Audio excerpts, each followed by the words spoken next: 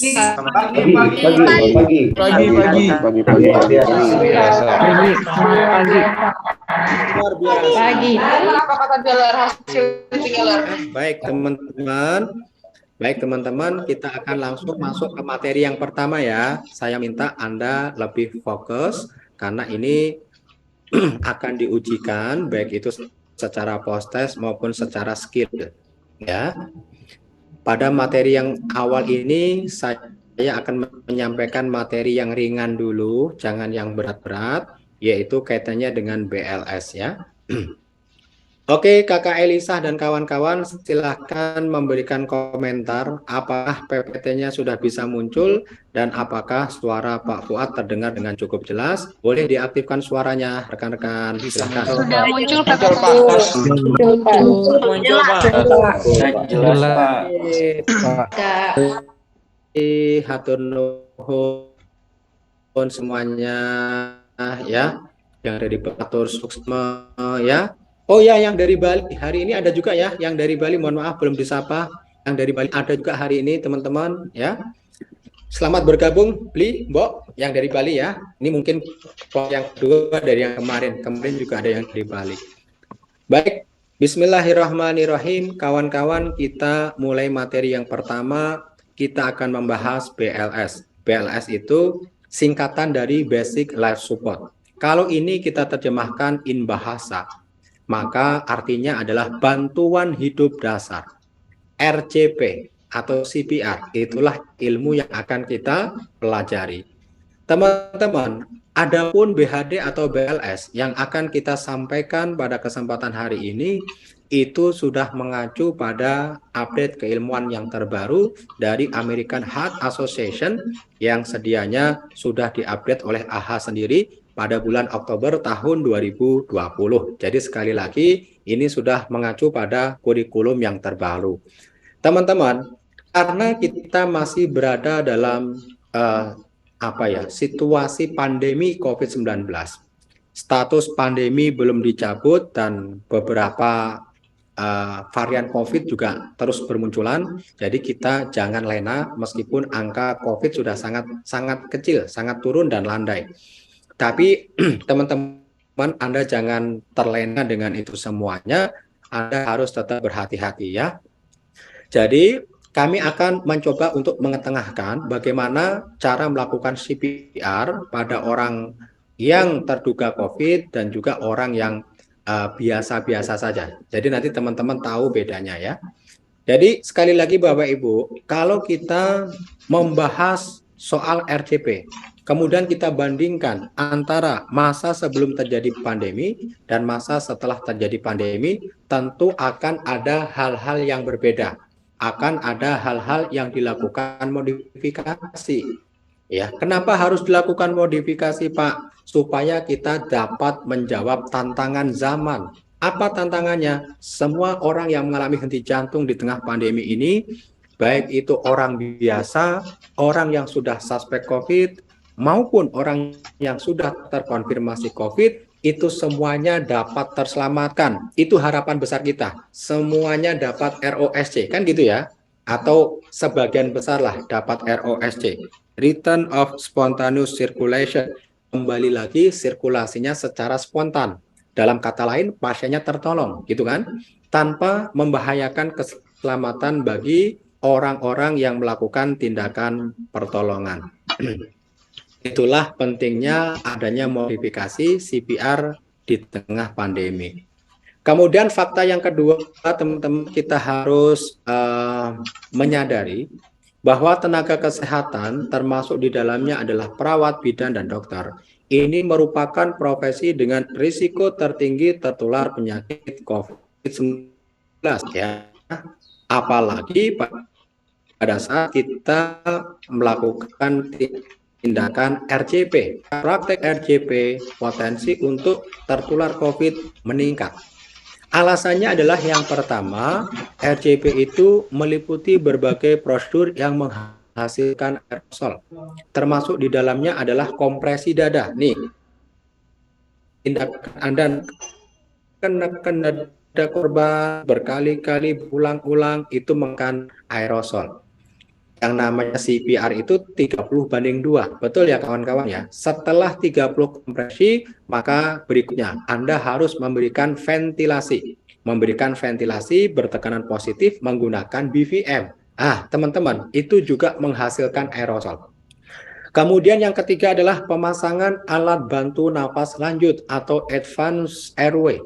Maksudnya apa, Pak? Tindakan kita melakukan pemasangan ETT atau intubasi itu juga menghasilkan aerosol. Nah, pentingnya apa Pak? Intubasi bagi orang yang henti jantung. Teman-teman, intubasi itu sangat diperlukan bagi korban yang sedang mengalami henti jantung, yang sedang juga dilakukan proses resusitasi. Kenapa? Karena pada prinsipnya, orang-orang yang mengalami henti jantung itu membutuhkan support oksigen yang memadai. FiO2-nya kalau bisa mencapai angka 100%. Nah, agar FiO2 yang kita berikan dapat mencapai angka 100%, maka kita harus melakukan intubasi. Itu ya.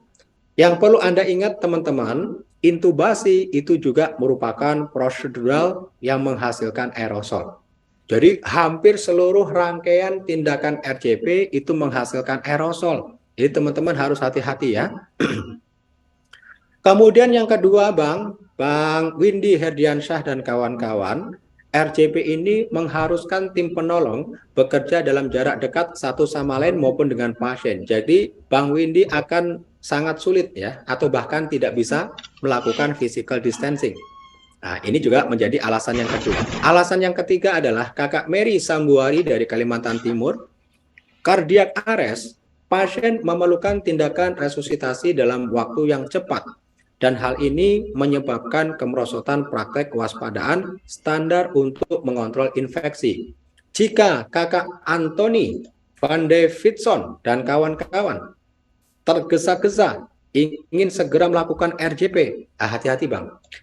Tindakan kita yang gesa-gesa itu dapat menjadi bumerang bagi kita sendiri.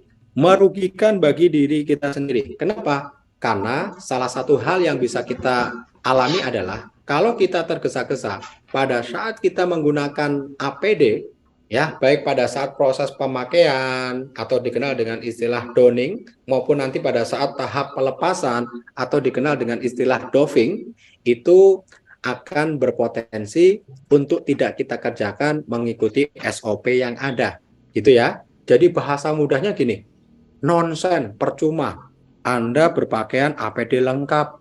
Wah, penampilannya sudah kayak astronot, ya kan? Yang bakal naik ke bulan. Tetapi kalau donning dan doffing tidak dikerjakan dengan baik, ya nonsen gitu. Anda masih sangat berpotensi untuk tertular COVID-19.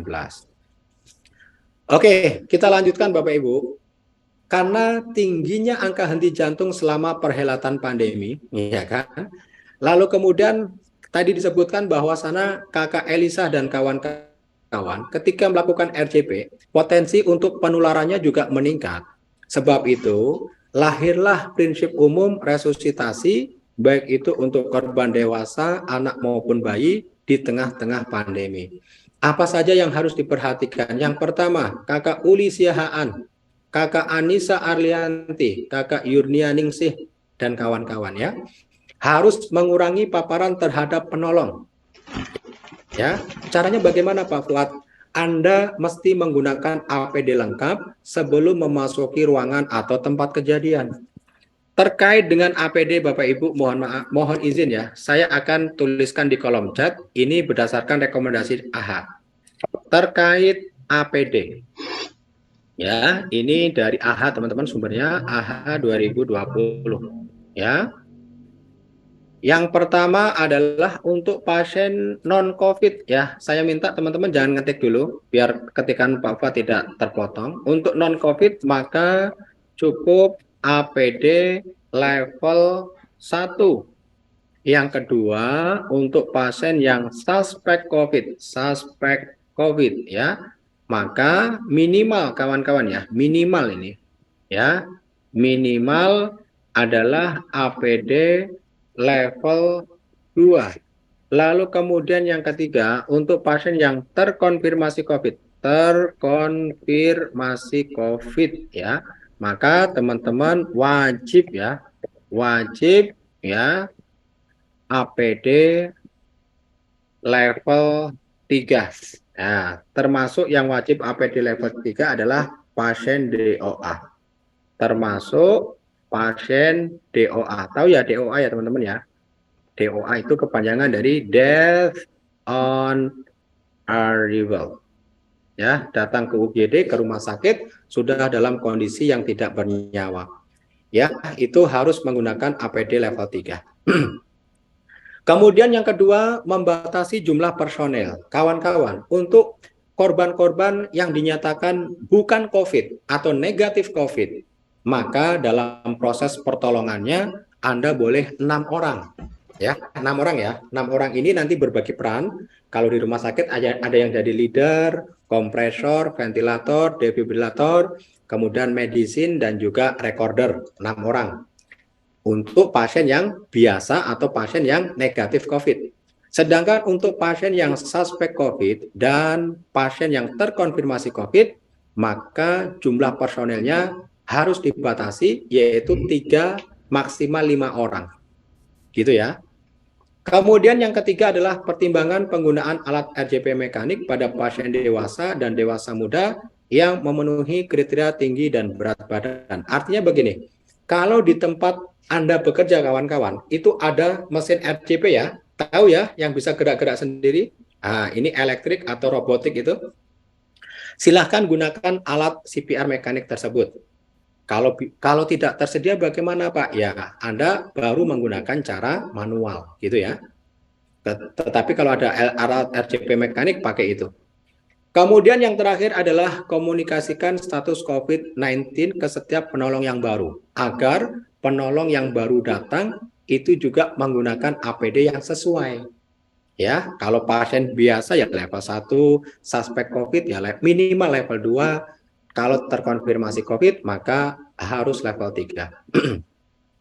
Teman-teman, kita lanjutkan ke prinsip umum yang kedua. Setelah kita mengurangi paparan terhadap penolong, yang kedua prinsipnya adalah prioritaskan strategi oksigenasi dan ventilasi dengan resiko aerosolisasi yang rendah. Kawan-kawan, kita sepakat ya bahwa oksigen itu sangat dibutuhkan bagi korban-korban yang mengalami henti jantung sebagai upaya untuk mempercepat proses penyembuhan, ya, proses survive. Nah, itu membutuhkan oksigen yang besar. Kalau bisa bahkan FiO2-nya mencapai angka 100%. Jadi kita harus memberikan oksigenasi dan juga ventilasi.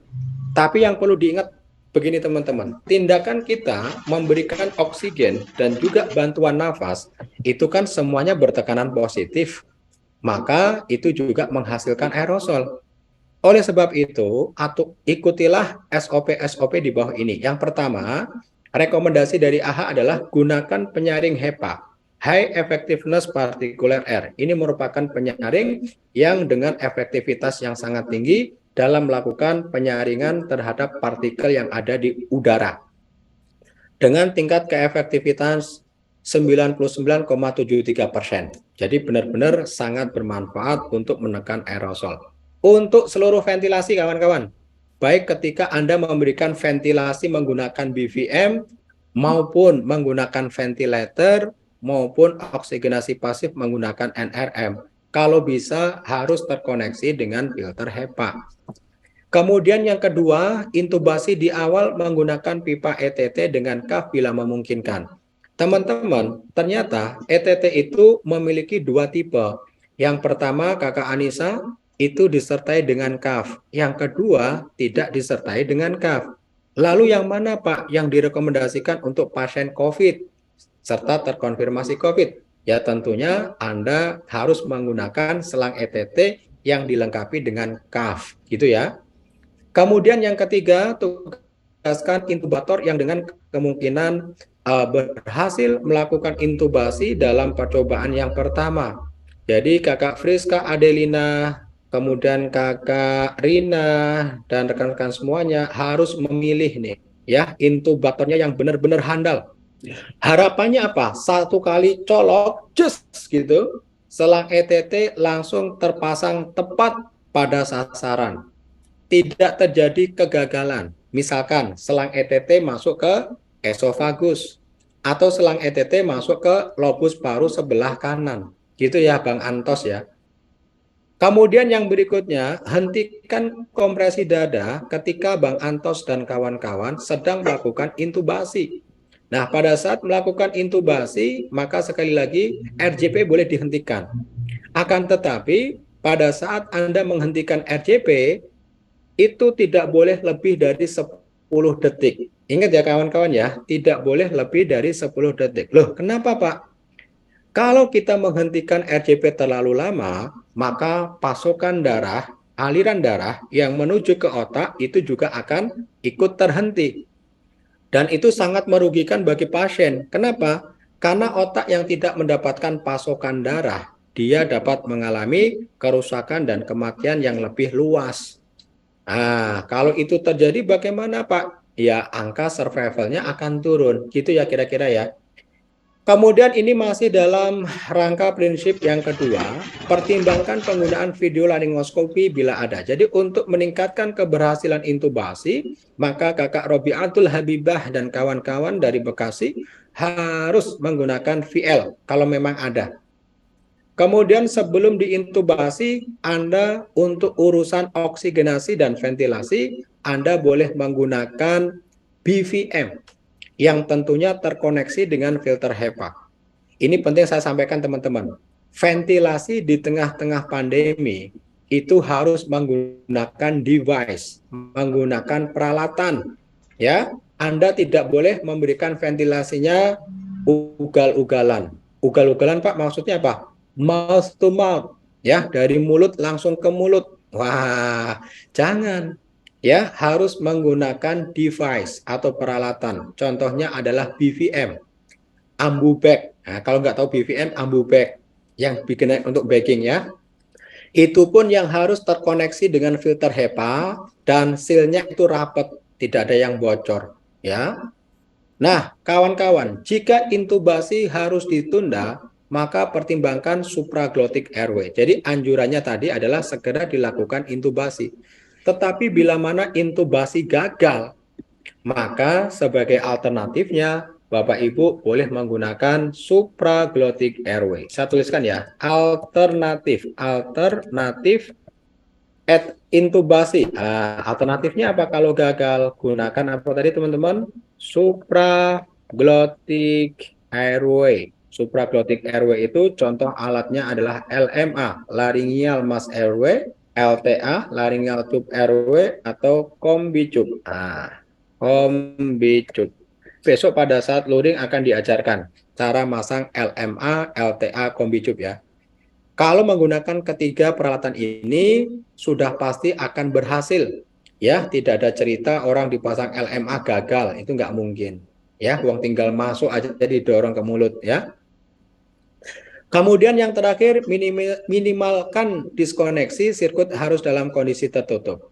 Kemudian prinsip umum yang ketiga Bapak Ibu, pertimbangkan kelayakan untuk memulai dan melanjutkan resusitasi. Tidak semua dari pasien COVID yang kebetulan mengalami perburukan kondisi dan berujung pada kardiak arrest atau henti jantung, kesemuanya harus di RJP, ternyata tidak Bapak Ibu. Anda harus memilah dan memilih.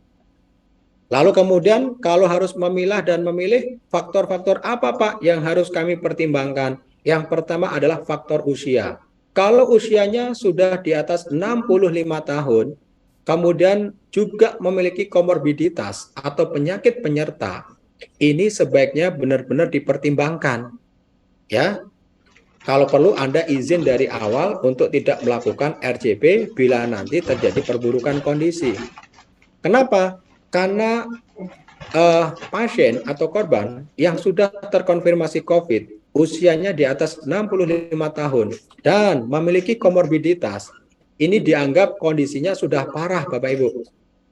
Kalaupun nanti Anda lakukan RJP, tahu nggak? Angka keberhasilannya itu sangat rendah, sangat kecil, betul? Dan khawatirnya setelah Anda melakukan RJP Bang Antos, sudah pasiennya mati, Bang Antos malah ketular COVID gitu loh. Apalagi itu COVID varian baru, ya, yang mungkin lebih ganas dari sebelum-sebelumnya. Nah, gitu. Itu yang dikhawatirkan oleh American Heart Association. Maka kembali lagi, kalau usianya sudah di atas 65, kemudian memiliki komorbiditas, ya sudahlah, izin saja untuk tidak melakukan RCP, ya. Apakah itu tidak bertentangan dengan etik, Pak? Ya tidak, karena kita berada dalam situasi yang bencana, ya, disaster, termasuk apa? Pandemi itu disaster, kawan-kawan, ya.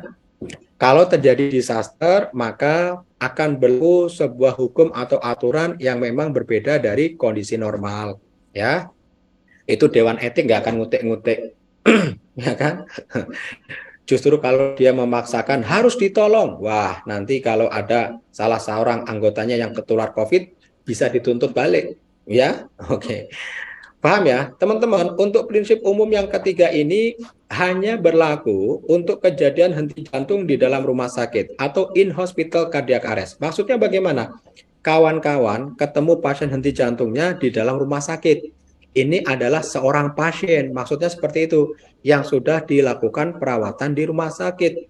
Entah itu di ruang IGD, entah itu di ruang perawatan umum, di ruang ICU, OK, dan seterusnya. Kalau di luar rumah sakit, berapapun hanya harus kita cari. Kawan-kawan, kita sekarang lanjutkan ya. Ini adalah rangkuman dari penjelasan panjang yang tadi sudah Pak Fuad sampaikan. Langkah utama CPR di tengah pandemi. Bagaimana langkahnya? Yang pertama, sekali lagi, gunakanlah APD terlebih dahulu. Untuk pasien yang non-COVID, saya ingin cek dong. Untuk pasien yang non-COVID, ya, kira-kira Anda harus menggunakan APD level berapa? Level 1. Level 1. Pasien yang suspek COVID, Level 1. Level 2.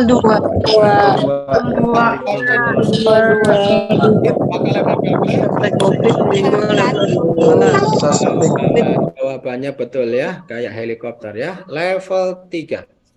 Kemudian membatasi personel cukup 3-5 orang saja. Lalu kemudian kalau henti jantungnya di dalam rumah sakit, maka pertimbangkan kelayakan CPR. Kemudian mulailah alur RJP dengan systematic approach, ya. Pendekatan sistematiknya itu DRCAB. D itu danger, R itu respon, C itu compression, A itu airway, dan yang terakhir B itu breathing. Bapak Ibu, nanti akan kita bahas apa itu DRCAB, tapi sebelum kita membahasnya, kita penting untuk sama-sama menyamakan persepsi. Ya, persepsi mengenai definisi CPR dan juga indikasi CPR. Teman-teman, CPR atau RJP pengertiannya adalah tindakan penyelamatan hidup untuk korban yang mengalami tanda-tanda henti jantung. Jadi serangkaian tindakan life saving kawan-kawan yang kita lakukan pada korban dengan tanda-tanda henti jantung. Terus Pak Fuad, tanda dan gejala henti jantung apa saja? Ini sekaligus menjadi indikasi kapan seseorang itu harus kita lakukan RCP kan? Yang pertama adalah kondisinya unrespon, kemudian ciri yang kedua tidak ada nadi, dan yang ketiga tidak ada nafas. Jadi yang harus kita RCP itu, sekali lagi teman-teman, pasien-pasien yang tidak sadar, tidak teraba nadi, dan tidak ada nafas. Ini harus lengkap. Atau nafasnya hanya gasping. Gasping itu apa sih Pak Fuad? Gasping itu bukan pernafasan yang normal. Pernafasan yang abnormal, yang biasanya muncul sesaat setelah korban mengalami henti jantung. Kemunculannya itu nggak lama gasping itu, ya rata-rata hanya 1 menit. Manifestasi dari gasping macam-macam teman-teman. Ada yang seperti orang terengah-engah, kayak gitu. Gitu. Pernah melihat? Atau seperti orang yang sedang apa ya, ngorok, ya itu. Ya. Atau seperti yang terakhir adalah ground. Ground itu mengerang, gitu. Itu gasping kawan-kawan. Ya, kalau Anda ketemu orang yang gasping, itu juga harus segera di RCP. Kenapa? Karena pada prinsipnya gasping itu sudah tidak disertai dengan nadi. Gasping merupakan sinyalmen atau pertanda bahwa korban itu telah mengalami henti jantung 1 menit yang lalu. Gitu ya. Jadi seolah-olah pasien itu memberikan sinyal kepada Anda. Pasiennya kan gini, Kakak Septiana, RCP aku. Nah gitu ya. Karena berhubung Kakak Septiana belum pelatihan sama Pro M, Kakak Septiana diem aja. Ngapain sih bro? Nafas kayak gitu. Padahal kawannya henti jantung. Nah gitu ya. Paham ya kawan-kawan ya? Selain gasping, biasanya juga disertai dengan gejala yang lain yaitu seizures atau kejang. Oke teman-teman, kalau tidak ada nadi, tidak ada nafas, atau hanya gasping, teman-teman harus segera melakukan RCP ya. RCP itu langkahnya sangat mudah, systematic approach-nya hanya DRCAB. Kemudian kita tambahkan S sedikit di tengahnya ya. D itu danger. Sebelum kita melakukan RCP, pastikan bahwa kita sudah terhindar dari ancaman mara bahaya. Danger kan mara bahaya kan? Yang itu memungkinkan ya mengenai atau menimpa diri kita sebagai seorang penolong atau menimpa pasien kita. Jadi danger ini harus disingkirkan dulu dengan cara 3A. Aman diri, aman lingkungan, dan aman pasien. Betul? Aman diri kawan-kawan harus menggunakan APD. Aman lingkungan, pastikan lingkungannya aman. Pak Fuad, saya mau tanya Pak, memangnya ada lingkungan yang tidak aman? Ada. Contohnya apa? Kakak Alivia Puspa menemukan korban henti jantung di satu gedung yang sedang kebakar. Atapnya bentar lagi roboh. Ya toh? Boleh nggak RJP di dalamnya? Ya jangan. Karena lingkungannya tidak aman. Paham ya? Kalau Anda benar-benar ingin tolong, ya evakuasi dulu. Kalau memungkinkan, baru nanti Anda lakukan tindakan pertolongan di tempat yang aman. Kemudian yang ketiga, setelah aman diri lingkungan adalah aman pasien. Caranya bagaimana? Kakak Ratih Pratiwi, Kakak Siti Nurwahda, dan kawan-kawan harus membawa atau memposisikan korban ini dengan posisi yang supinasi, terlentang ya. Terlentangnya di mana Pak? Di satu tempat yang memiliki permukaan datar dan keras. Kemudian dilihat di sekeliling pasien. Kalau ada benda-benda yang tajam, silakan disingkirkan. Aktifkan suaranya kawan-kawan bilang nggak ngantuk ya. Contoh benda-benda yang tajam, kira-kira apa saja ya yang harus kita singkirkan? Contohnya apa? Link. Kaca. Ada kaca, ada paku, ya kan? Ada pisau, ada batu, ya. Oke. Itu namanya benda tajam ya. Oke. Itu harus disingkirkan. Paham? Nah, setelah aman diri, aman lingkungan, aman pasien, langkah berikutnya adalah R. Jadi setelah D itu R. Respon. Ceklah. Silakan Anda melakukan pengecekan terhadap respon pasien. Caranya bagaimana Pak? Panggilan dan tepukan dijadikan satu. Yang ditepuk di bagian pundak atau bahu ya. Pak, bangun Pak. Pak, buka matanya Pak. Jadi panggil dan tepuk itu bareng. Kalau si korban tidak respon, maka yang harus kita lakukan adalah call for help atau shout for help. Berteriaklah memanggil orang terdekat. Tolong, di sini ada pasien tidak sadarkan diri. Segera telepon ambulan bro dan dekatkan AED. Itu ya. Jadi minta diteleponkan ambulan dan dekatkan AED. AED ini kepanjangan dari Automatic External Defibrillation. Nanti alatnya di slide terakhir ada dan besok pada saat luring akan dipraktekkan penggunaannya. Atau bila mana di sekeliling Anda ternyata tidak ada orang, Anda boleh menggunakan smartphone yang Anda miliki. Keluarkan tuh HP Samsung-nya, HP Apple-nya, Redmi, ya, oke. Apalagi yang dimiliki? Oppo. Nah, apalagi? Mito boleh nggak Pak? Mito boleh lah, kalau memang nggak ada ya. Silakan dikeluarkan. Untuk apa Pak? Untuk mengaktifasi emergency system. ya, Anda harus nelpon ke layanan 119 ya kawan-kawan ya. Ingat nomornya itu 119. Jangan salah nomor. Nah, kalau yang Anda ketik 1110 yang datang rombongan Sambo ya, itu nomor polisi ya. Paham ya? 119. Jangan salah nomor. Setelah Anda call for help, langkah berikutnya adalah cek nadi dan cek nafas. Teman-teman, cek nadi dan cek nafas dalam aturan terbaru, Anda harus melakukannya dengan metode look and feel. Jadi nggak usah pakai listen lagi. Kalau dulu kan look, listen, and feel. Sekarang Kakak Ira Damayanti itu cukup look and feel. Ya, look dilihat dada korban, feel Anda melakukan perabaan pada nadi karotis. Dan look and feel ini dilakukan secara bersamaan, jangan dipisah-pisah. Waktunya 5-10 detik. Nah, sekarang kawan-kawan, saya beri kesempatan Anda untuk meraba nadi karotis masing-masing. Kira-kira nih, kanan kiri diraba semua ya. Yang teraba denyutan yang kanan apa yang kiri ya? Coba diraba dulu. Kakak diraba ya. Pastikan benar-benar yang berdenyut yang mana. Yuk. Oke, aktifkan suaranya kalau yang sudah ketemu. Boleh diaktifkan suaranya, Kakak Afrianti. Kanan.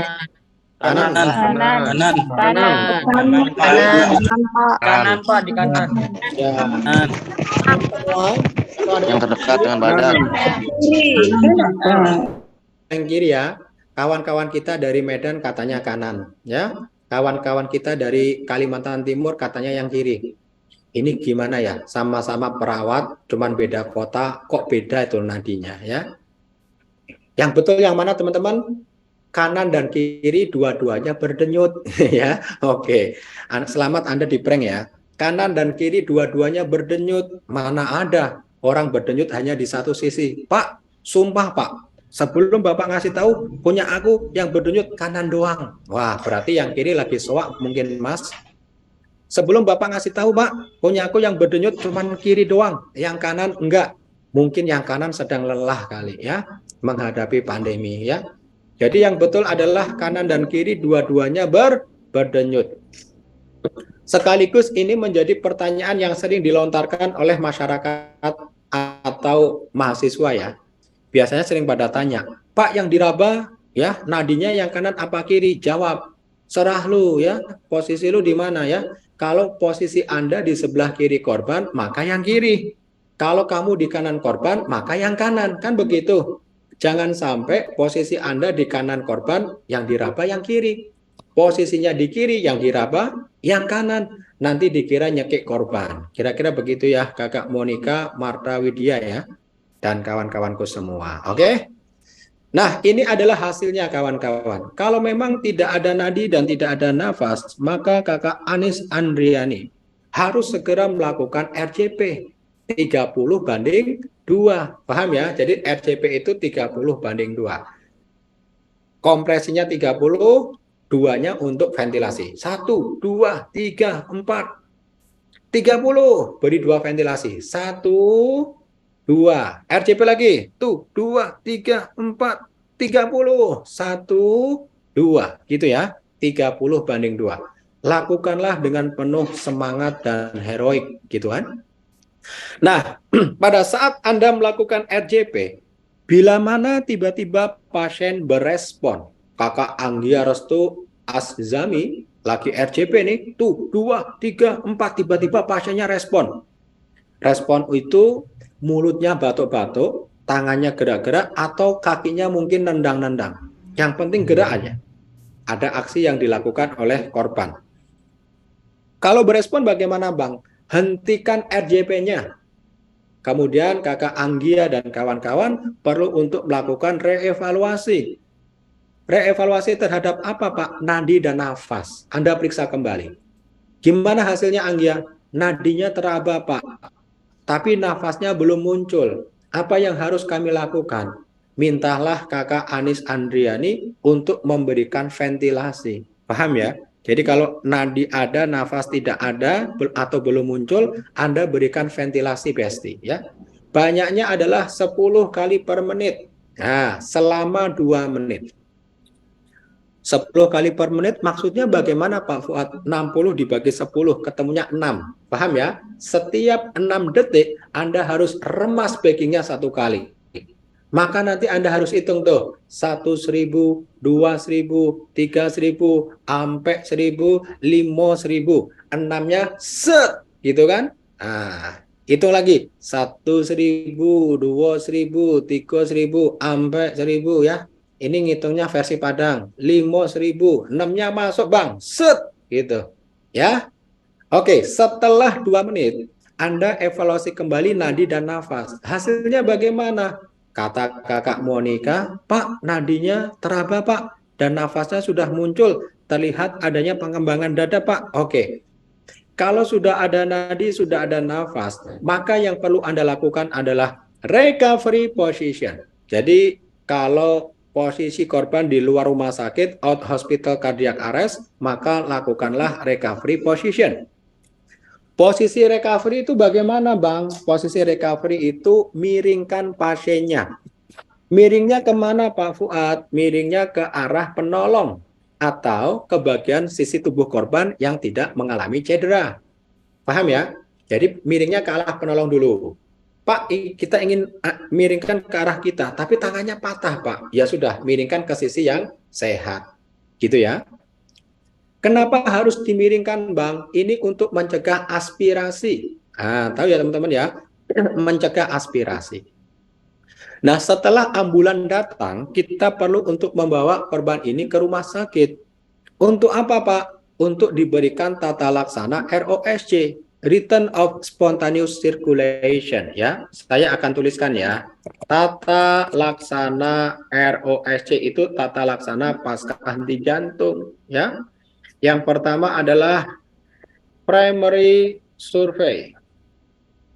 Ya, ini lakukan penanganan pada airway, breathing, sirkulasi, disability, exposure ya. ABCDE-nya Anda atasi, tangani. Kemudian prinsip yang kedua adalah secondary survey. Ya, secondary survey. Secondary survey ya. Secondary survey itu ada 2. Yang pertama yang di bagian A adalah lakukan anamnesis dengan pendekatan kompak ya. Kompak ini kepanjangan dari keluhan, obat, makanan, penyakit, alergi, kejadian. Semuanya Anda kaji. Kemudian yang kedua, yang B, penyebab henti jantung kawan-kawan. Penyebab henti jantung, apa Pak penyebabnya? 5H dan 5T ini harus segera CTO ya. CTO itu kepanjangan dari cari, temukan, dan obati. Oke, teman-teman sekarang diaktifkan suaranya. Anda sudah tahu belum? Ada 10 penyebab henti jantung. Kira-kira sudah ada yang tahu singkatan dari 5H 5T? Aktifkan suaranya. Sudah atau belum? Oke, kalau teman-teman belum tahu, silahkan lihat lagi di kolom chat. Pak Fuad akan bantu lagi ya. 5H. 5H itu singkatan Bapak Ibu. Singkatan dari yang pertama adalah hipoksia atau kekurangan oksigen. Yang kedua hipovolemia, kekurangan cairan. H yang ketiga itu hipotermia atau pasien kedinginan, kehilangan panas tubuh secara ekstrim. Ya, suhu di bawah 35 itu dapat menyebabkan bradiaritmia. Kemudian H yang keempat adalah hipo dan juga hiperkalemia.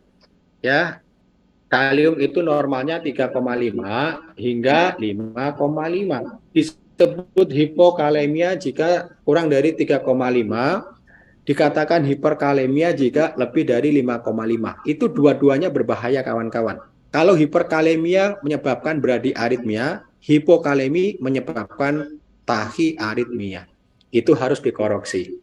Kemudian H yang terakhir adalah hidrogen ion. Hidrogen ion ini artinya adalah gangguan asam basa atau terjadi yang paling sering adalah asidosis metabolik. Silahkan dilihat di kolom chat ya. Itu adalah 5H, Kakak Etik, Ratnika, dan kawan-kawan. Kemudian ada juga 5T. 5T. Saya akan tuliskan lagi. T yang pertama adalah trombosis koroner. Adanya sumbatan pada arteri koroner. Arteri yang berperan mengalirkan darah yang kaya akan oksigen ke otot miokard. Berarti si korban mengalami serangan jantung. Ya, kalau nggak sekedar ditangani mati pasiennya, bisa. Kemudian T yang kedua adalah trombosis pulmoner. Adanya sumbatan pada arteri pulmonalis atau arteri yang memiliki peranan dalam mengalirkan darah yang kaya akan oksigen ke paru-paru. Kalau nggak segera ditangani, sumbatannya dibuang, pasiennya juga mati akibat paru-parunya rusak. Kemudian T yang ketiga itu tension pneumotorak. Yang keempat, tamponade jantung. Untuk tension pneumotorak dan tamponade jantung, materinya nanti ada di hari yang kedua. Kemudian T yang terakhir, kelima adalah toksin, Bapak Ibu. Toksin itu artinya keracunan.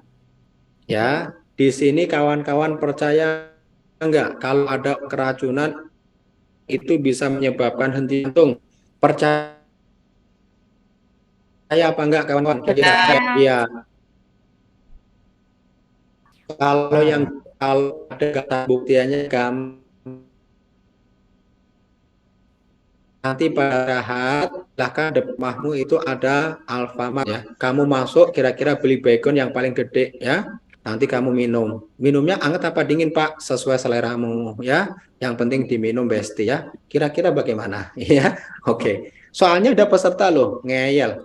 Masa keracunan bisa henti jantung? Buset dah. Peristiwa pembunuhan akibat diracun ada banyak ya. Kemudian teman-teman teknik kompresi dada, teman-teman. Ketika Anda melakukan kompresi dada, pastikan Anda berada di sebelah korban, posisi korbannya sudah supine atau terlentang, alasnya datar dan keras. Lalu kemudian Bapak Ibu silahkan gunakan tumit tangan ya. Nih tumit tangan nih, yuk semuanya bang. Tumit tangannya mana? Tunjukkan ke kamera. Ini tumit tangan ya. Tumit tangan kita letakkan di tulang sternum, tulang tengah bagian dada ya. Nih, di sebelah mananya Pak? Center of sternum ya. Jadi di tengah tulang sternum atau pada setengah dada bagian yang bawah. Jadi begini nih. Ini kan tulang sternum nih. Ini atasnya, ini bawahnya.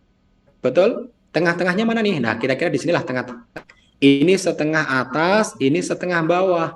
Anda letakkan tumit tangan Anda itu di setengah yang bawah.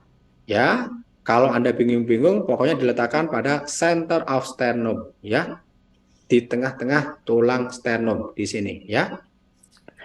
Kemudian, Bapak Ibu, letakkan tumit tangan yang lain di atas tangan yang pertama. Begini ya, teman-teman ya, oke? Kemudian luruskan lengan dan posisikan bahu tepat di atas tangan. Jadi antara shoulders atau bahu dengan palm, telapak tangan itu harus tegak lurus. Ini namanya prinsip kind stroke position. Ya, harus tegak lurus ya. Nah, teman-teman, jadi besok pada saat diuji oleh instrukturnya, tolong Anda dijawab ya. Apa posisi RJP yang baik? Jawab, tegak lurus gitu ya. Yang tegak dan yang lurus. Nah, Pak, kalau cuman yang tegak dan yang lurus mah, Pak, saya cepal. Loh, kenapa? Sering ketemu. Wah, contohnya gang sapu. Mas, kamu nggak usah berpikiran kemana-mana ya. Gagang sapu, Mas, contohnya. Kemudian tiang listrik. Nah, ya. Itu kan tegak lurus ya, Bang ya. Oke, kita lanjutkan. Setelah tumit tangan Anda di tulang sternum, bahu dan lengan sudah tegak lurus. Kalau ternyata pasien henti jantung, tidak respon dan tidak ada nadi, maka Bapak Ibu juga harus segera melakukan kompresi dada atau RJP. Nah, RJP yang harus kita lakukan, Kakak Mutia dari Puskesmas Sukarasa, itu harus memenuhi prinsip high quality CPR. Ingat ya, RJP yang harus kita lakukan itu harus memenuhi prinsip high quality CPR. High quality CPR itu apa saja Pak Fuad? High quality CPR itu ada 5 kategorinya, ada 5 aspek yang harus terpenuhi. Yang pertama kecepatan, teman-teman lihat di slide ini. Kecepatannya 100 sampai 120 kali per menit. Jadi kalau Anda melakukan RCP, tolong ya, kecepatannya diatur. Tuh, 2, 3, 4, 5, 6 gitu, pas. Jangan terlalu cepat. Tuh, 2, 3, 4, 5, 6, 7, 8. Ya, jangan. Itu terlalu cepat, bosku, ya. Itu kok kayak DJ Remix, Pak. Cepat banget. Ya, makanya, ya. Jangan juga terlalu lambat, ya. Pasien nggak ada nadi, nggak ada nafas. Mas Purwoko, tindakannya apa? RCP, Pak. RCP-nya versi Solo. A1, A2, 3. Monggo, Mas. Aduh, ya. Itu pasiennya bisa mati, ya. Jadi harus pas ke Pak, kan? Kemudian ke 2 inci atau 5 cm. Kemudian yang ketiga, recoil dada sempurna. Maksudnya recoil apa, Pak? Kita harus membiarkan dinding dada korban untuk kembali mengembang secara sempurna pada tiap-tiap kompresi yang kita berikan. Jadi setelah Anda tekan, lepas, tekan, lepas, tekan, balik, tekan, lepas gitu ya. Jangan dibecek terus. Kalau dibecek terus bagaimana? Kakak Widyasari dari Bandung, kalau dibecek terus, itu tekanan intratorak bakal meningkat. Dan ketika terjadi peningkatan tekanan intratorak secara berlebihan, akan menekan venous return, pembuluh darah balik ya, vena cava inferior, pars thoracalis, dia akan ketekan. Kalau dia tertekan bagaimana, Pak? Maka proses pengisian terhadap ruang-ruang jantung, atrium dan ventrikelnya, kanan dan kirinya, itu pasti akan turun. Paham ya? Kalau pengisian jantung menurun, ya sudah pasti. Itu akan berdampak terhadap cardiac output. Cardiac outputnya juga pasti akan turun. Nah terus Pak Fuad, kalau cardiac outputnya turun, apa bahayanya? Perlu Bapak Ibu ketahui bahwa yang namanya cardiac output itu berbanding lurus dengan angka keberhasilan resusitasi. Semakin tinggi cardiac output, maka semakin besar peluang korban untuk bisa terselamatkan. Dan semakin rendah cardiac output, maka semakin rendah kesempatan bagi korban untuk bisa terselamatkan. Paham ya? Jadi untuk menghindari penurunan cardiac output, Anda harus memberikan recoil dada secara sempurna. Kemudian yang keempat, prinsipnya adalah minimalkan interupsi. RCP itu tidak boleh dihentikan terlalu lama, maksimal hanya 10 detik. Itu pun dengan alasan yang benar-benar urgent, mendesak. Contohnya apa, Pak? Kita ingin melakukan cek nadi, kita ingin melakukan intubasi, kita ingin melakukan defibrilasi, ya kan? Kita ingin melakukan analisa irama, dan kita ingin melakukan fitrol. Nah, kajianlah ya. Itu setiap 2 menit harus diganti dengan petugas yang lain ya. Proses pergantiannya itu tidak boleh memakan waktu lebih dari 10 detik. Paham ya? Kemudian prinsip high quality CPR yang kelima, terima kasih yang sudah bertanya, nanti dijawab ya. High quality CPR itu adalah hindari, saya tuliskan ya, hindari hyper excessive ventilasi atau ventilasi yang berlebihan ya. Terus bagaimana Pak? Sesuaikan dengan tidal volume kawan-kawan ya. Sesuaikan saja dengan tidal volume. Kalau orang dewasa itu 500 sampai 600 mili, itu standar ukurannya. Jadi jangan berlebihan. Kalau berlebihan bagaimana? Ini dapat menyebabkan komplikasi ventilasi. Nah, menyebabkan apa? Komplikasi ventilasi. Nanti akan kita bahas. Salah satunya adalah barotrauma. Oke, Bapak Ibu, kita lanjutkan ya. Setelah 30 kompresi, maka Anda harus memberikan 2 ventilasi. Kalau posisi Anda di luar rumah sakit, ya, di mana kakak siapa tadi? Bayu, Kriswanto dan kawan-kawan itu tidak tersedia BVM, ya Anda tidak boleh memberikannya secara ugal-ugalan. Mouth to mouth aja Pak. Oh, jangan. Ya, minimal harus menggunakan M ya. Kalau tidak ada BVM, kalau tidak ada BVM, maka kakak Rahmatul dan kawan-kawan dari Palangkaraya harus atau cukup melakukan HOC. HOC ini kepanjangan dari Hands Only CPR. CPR saja Bang Hermanto tanpa adanya ventilasi. Kira-kira begitu ya. Lah kalau di dalam rumah sakit bagaimana Pak Fuad? Kalau di dalam rumah sakit maka Kakak Ratnawati dari Kalimantan Timur, Kakak Harmadi dari Sumbar harus segera melakukan intubasi Bang. Kalau intubasinya gagal bagaimana? Maka Kakak Ratih Ramdayani dari Bandung harus menggunakan supraglottic airway.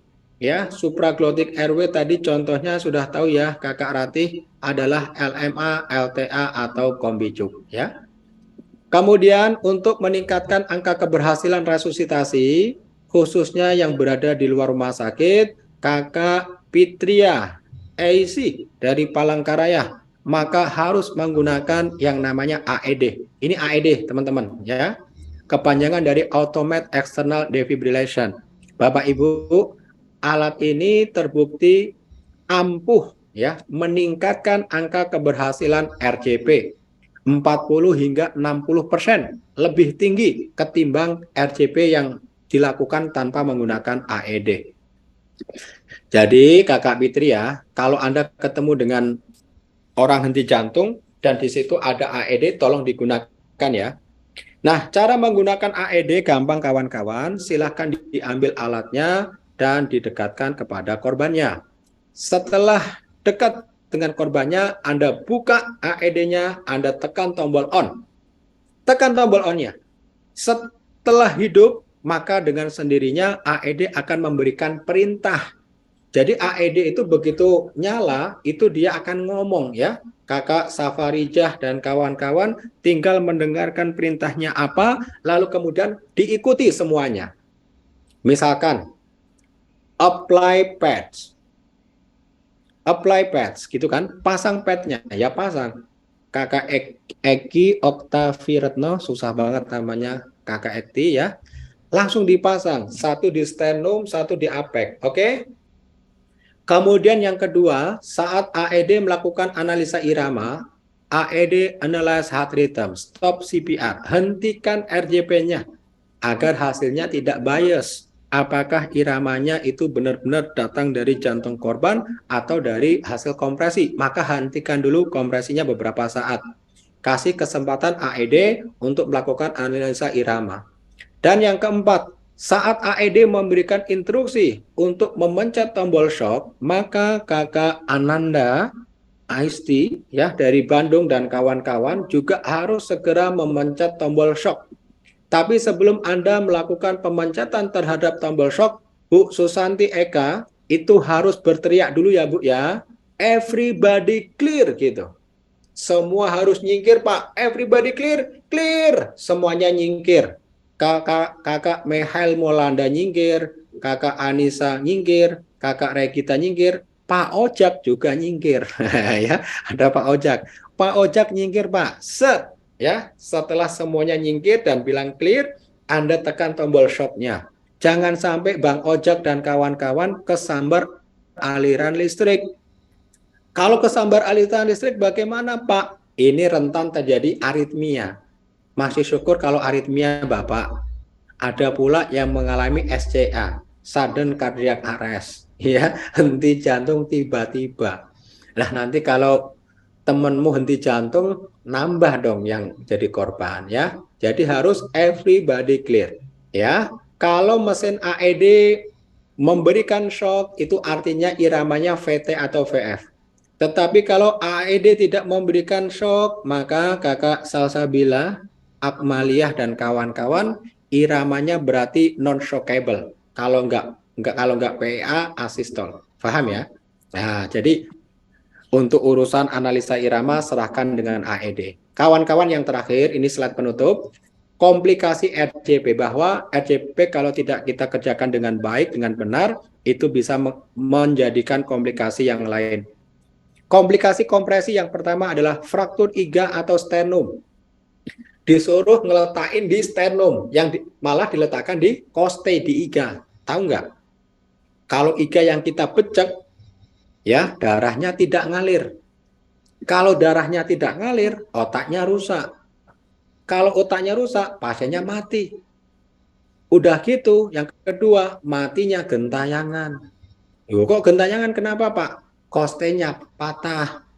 malam Jumat Kliwon, Aini Cahyani didatangin. Aini tok tok tok tok tok tok tok. Aini tok tok, masih ingat aku? Nah, ya. Pas dibuka ternyata ini kakak Aini ya. Dari GrabFood, Kak. Ya. Tadi kakak yang pesan itu ya, seblak ya. Oh iya. Kirain setan ya. Enggak, teman-teman ya. Tukang seblak ternyata. Komplikasi kompresi yang pertama adalah fraktur iga atau sternum. Yang kedua, hemoragik atau perdarahan pada iga. Hemorrhagic mediasternal anterior flail chest. Flail chest ini patahnya tulang koste menjadi beberapa bagian. Jadi frakturnya segmental. Kemudian laserasi, ruptur hati dan limfa, emboli udara dan ruptur aorta. Jadi harus dikerjakan dengan baik agar komplikasi ini tidak muncul. Ada juga Bapak Ibu komplikasi akibat ventilasi. Jadi kalau ventilasinya berlebihan ini bisa menyebabkan komplikasi. Yang pertama adalah gastric insuflasi.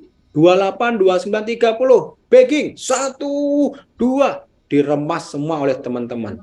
Kalau berlebihan bahaya kawan-kawan. Separuh akan masuk di paru, separuh akan masuk di perut. Makin sering di bagging korbannya, perutnya makin lama makin buncit. Ya, paham ya? Ini Bang Komar, perut rada buncit, kenapa Bang? Apa sering di bagging? Oh enggak Pak, masuk angin. Ya. Oke, kirain sering di bagging ya. Nih, perutnya makin lama makin buncit, Bang, dan itu bisa meningkatkan tekanan intraabdomen dan itu bisa memicu gastric insuflasi ya. Kemudian yang kedua adalah peningkatan tekanan intratorak. Jadi kalau baggingnya berlebihan, tekanan intratoraknya juga meningkat. Venous return-nya akan tertekan, cardiac output-nya akan turun. Kemudian yang terakhir, kalau ventilasinya berlebihan, ini juga bisa menyebabkan barotrauma. Barotrauma itu terjadi kerusakan pada organa respiratoria, yaitu broncho, tracheal, A-nya itu alveoli. Bronkusnya bisa kena, tracheanya bisa kena, alveolinya bisa pecah. Oleh karena itu, ketika memberikan ventilasi, sesuaikan dengan tidal volume paru-paru pasiennya. Kesimpulan teman-teman, CPR pada saat normal dan pandemi itu langkah dan caranya sama. Namun ada beberapa hal yang berbeda kaitannya dengan aman dirinya tadi. Lalu kemudian yang kedua, meminimalkan aerosol saat ventilasi dan mempertimbangkan kelayakan RCP. Baik teman-teman, itu tadi adalah materi yang disampaikan, sudah sesuai dengan update keilmuan terbaru dari American Heart Association, ditulis oleh AHA, terbit di USA, negara bagiannya itu Chicago. Ya, Chicago tahu ya teman-teman ya? Masa nggak tahu sih Chicago? Tahu kan? Tahu lah ya. Di mana Pak? Pak Fuad memang tahu dong ya. Pertigaan Ciseeng, belok kiri lurus. Nah, ya. Oke kawan-kawan, sekarang aktifkan video dan suaranya. Pertanyaan yang pertama, apakah teman-teman masih semangat? Semangat. Luar biasa ya. Kawan-kawan, disimak ya. RCP itu, Kakak Ratih dan kawan-kawan, langkahnya sangat mudah. DRCAB. Sebutkan bareng-bareng. D itu adalah danger. Tadi ada prinsip 3A. Sebutkan aman diri, aman lingkungan, aman pasien, aman lingkungan. Iya, aman diri, aman lingkungan dulu, baru aman pasien. Betul? Setelah danger, langkah berikutnya adalah R. R itu cek respon. Panggilan dan tepukan dijadikan satu. Pak, bangun Pak, buka matanya Pak. Kalau si korban ternyata tidak respon, maka selanjutnya kita harus apa teman-teman? Ini banyak sekali yang ngechat apa toh ya? Look and feel. Panggil bantuan. Ya, bantuan ya. Oke, setelah Anda call for help, langkah berikutnya adalah cek nadi dan cek nafas. Kita lakukan dengan look and feel. Dilihat, diraba. Waktunya berapa detik teman-teman? 5 sampai 10 detik. Kalau tidak ada nadi, tidak ada nafas, teman-teman langsung melakukan RCP 30 banding 2. 30 untuk kompresi, 2 untuk ventilasi. Lakukan. Tuh, 2, 3, 4, 5, 6, 7, 8. Pada saat melakukan RJP, tiba-tiba pasiennya berespon, Kakak Friska. Tangannya gerak-gerak, kakinya nendang-nendang, ya.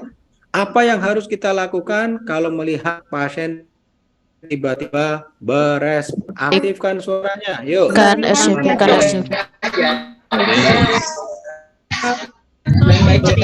Adalah hentikan RJP.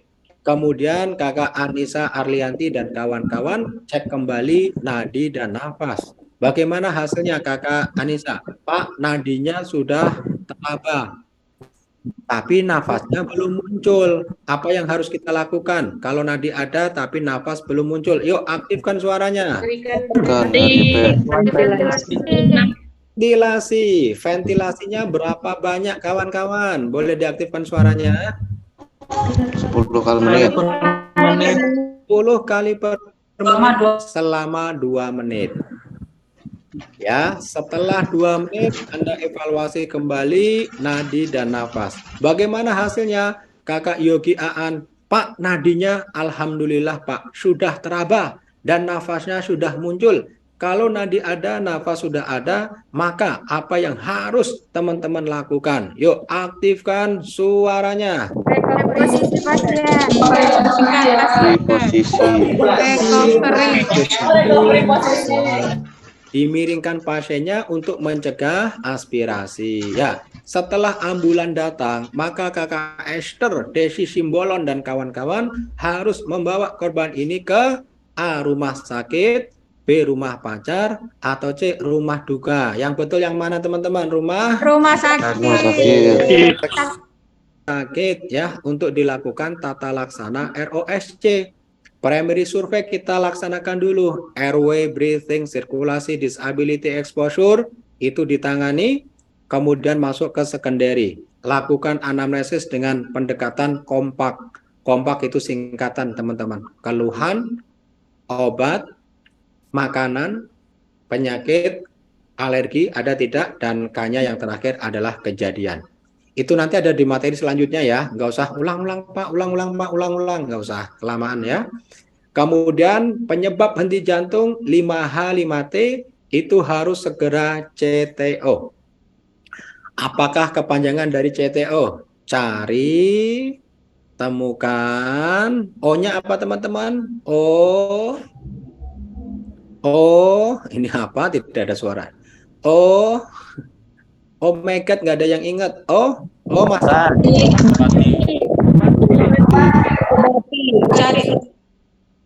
Iya, agar tidak terjadi rekarensi kardiak arrest ya. Oke, tepuk tangan semuanya teman-teman. Sekarang sebutkan bareng-bareng apa saja 5H penyebab henti jantung. Yuk, apa saja 5H-nya? Hipoksia.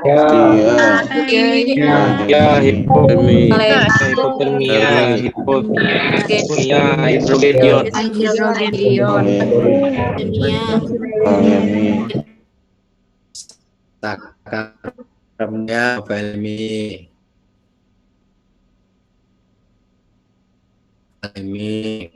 Pokoknya 5 lah. Sekarang 5T Bapak Ibu ya, akan saja Trombosis koroner, Trombosis pulmoner, tensin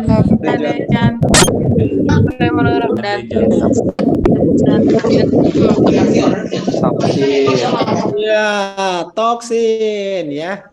Yang paling jelas yang terakhir ya, toksin. Oke, paham ya? Jadi teman-teman ingat itu adalah 10 penyebab henti jantung yang harus Kakak Nuriana dan kawan-kawan cari, temukan, lalu kemudian obati, kolaborasi dengan dokter dan tenaga medis yang lain untuk mencegah rekarensi kardiak arrest ya. Teman-teman satu lagi, kalau ada AED maka AED harus teman-teman gunakan. Caranya bagaimana? Kakak Safarijah Hafni dan kawan-kawan dekatkan dulu AED-nya, kemudian pencet tombol on. Oke? Setelah AED-nya menyala, ikuti seluruh perintahnya. Ikuti perintahnya ya. Oke, dan jauhi larangannya. Ikuti perintahnya, pasang pet, pasang.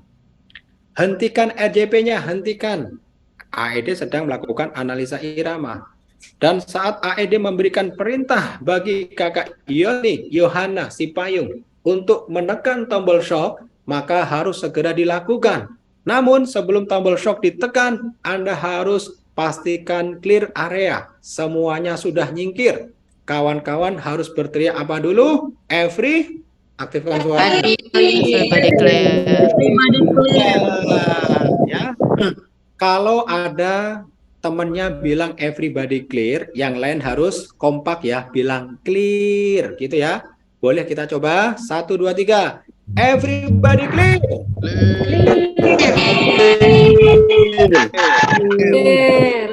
Kemudian silakan ke tombol shocknya, bread gitu kan, dan dilanjutkan RCP dari hitungan yang pertama. Oke, tepuk semangka luar biasa ya. Semangat kakak ya, itu namanya tepuk semangka. Oke, ini ada pertanyaan, saya akan jawab dulu.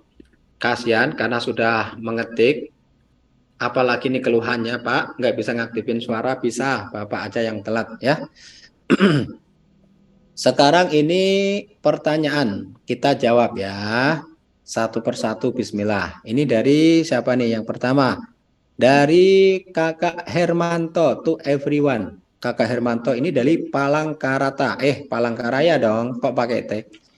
Izin bertanya Pak, apakah ada tim khusus melakukan disiplin? Enggak ada. Siapnya kami dihitung apapun kondisinya harus di RCP ya. Kalau tidak dilakukan RJP sudah pasti dari kematian klinis akan berkembang menjadi kematian biologis. Pasiennya mati. Tetapi kalau Anda RJP memungkinkan pasien untuk bisa hidup. Jadi pilih saja deh. Milih yang sudah pasti mati atau mungkin hidup. Ya. Kira-kira ya pilih yang mana terserah sampean ya. Jadi tidak ada kondisi khusus. Siapapun yang henti jantung jangankan trauma dada. Open torakotomi, dadanya dibuka, jantungnya berhenti berdetak, tangan dokternya masuk dong, set, remas jantung korban. Oke? Kalau nggak begitu mati pasien. Izin bertanya Pak, pasien dengan riwayat penyakit apa yang membutuhkan RCP? Buset dah, bukan penyakit Besti. Tetapi kondisi yang harus di RCP itu adalah ini nggak ngomongin latar belakang. Mau dia pejabat, mau dia sehat, mau punya penyakit atau tidak, bodoh amat.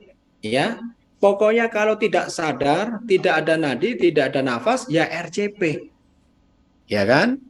Oke, gitu ya. Jadi tidak ada, wah penyakit apa saja yang di RCP Pak? Nggak ada. Ya, kecuali memang sudah di NR, do not resuscitate. Jangan dilakukan RCP. Itu permintaan keluarga. Sudah sepuh, komorbidnya sudah banyak, usianya sudah lanjut. Udah biarin ada Mbah Uti meninggal ya. Kami semua sudah ikhlas karena daripada hidup penuh dengan kesakitan, kasihan kita semua keluarganya sudah ikhlas. Mbah Uti berangkat aja sekarang. Nah, itu DNR ya, do not resuscitate. Itu nggak masalah ya. Tetapi kalau yang lain ya RCP. Mohon maaf Pak, tadi suaranya hilang-hilang Pak. Untuk nama posisi yang benar saat RCP, can stroke position ya. Pada pasien ayan atau epilepsi yang kejang lama, perlu dilakukan RCP tidak Pak? Mohon penjelasannya. Tidak perlu. Lagi-lagi RCP itu harus tepat indikasi. Tidak ada nadi dan tidak ada nafas. Kalau cuman ayan kan ada nadinya Thomas. Ya, masa Anda repot-repot harus di RCP? Ya nggak usah ya. Kalau terjadi fraktur tulang iga, apakah tetap dilakukan RCP? Tetap ya, sama dengan pertanyaan yang sebelumnya. Jadi kalau nggak di RCP sudah pasti mati, kalau di RCP mungkin hidup. Ya, tinggal teman-teman pilih yang mana ya. Terima kasih atas pertanyaannya ya. Luar biasa sekali. Kita lanjutkan kembali Bapak Ibu ke materi yang kedua. Nanti kalau ada yang bertanya silakan tuliskan lagi di kolom chat. Kita satu materi dulu baru nanti kita istirahat pagi ya. Kasih kesempatan Bang Imron Agmi yang ingin bikin kopi, kayaknya sudah ngantuk Bang Imron. Tapi tenang Bang, kita satu materi dulu Bang, ya. Tolong dikondisikan Bang, ya. Oke, ini materi singkat Bapak Ibu ya, materi singkat.